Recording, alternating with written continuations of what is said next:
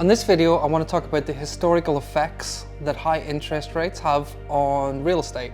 I've got my phone with me this time because I've got some salient points I'd like to raise. Some people that know me know that I actually used to trade interest rates on the global equity markets based in London, so it's something that I've got a lot of exposure with. And now that I'm a property professional, combining those two worlds at the minute with the current economic climate, it's very important to understand that. So I'm just going to go through each point one by one. First of all, they have a bit of a cooling effect normally on real estate markets. So the higher the rates, first of all, the slowing down of the property prices. So every time there's an increase in rates, borrowing becomes more expensive. It puts a little bit more pressure on households. So therefore, people start to kind of stop moving around a little bit.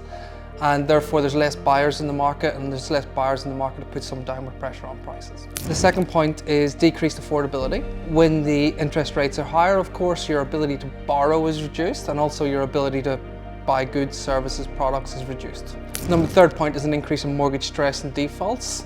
This comes hand in hand. When the rates get too high and we're approaching those levels here in Australia, then there are a number of people, especially those who have been on a fixed rate for a number of years, that are now going to a variable from say 1.8 to 2 all the way up to 6.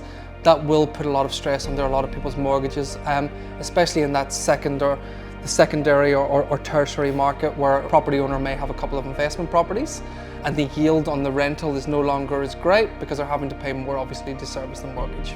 The fourth point that I want to raise on this particular video is the reduction in construction activity. This one's been quite well publicised, but there are a number of headwinds, not just the increase in borrowing costs, but also the increase in the cost of steel, concrete and all other elements. And this perfect storm is all combining to make it really pressurised environment for the construction industry. So high interest rates do have an overall quite a negative effect on the property market, so we're hoping that we see some stability in the near future.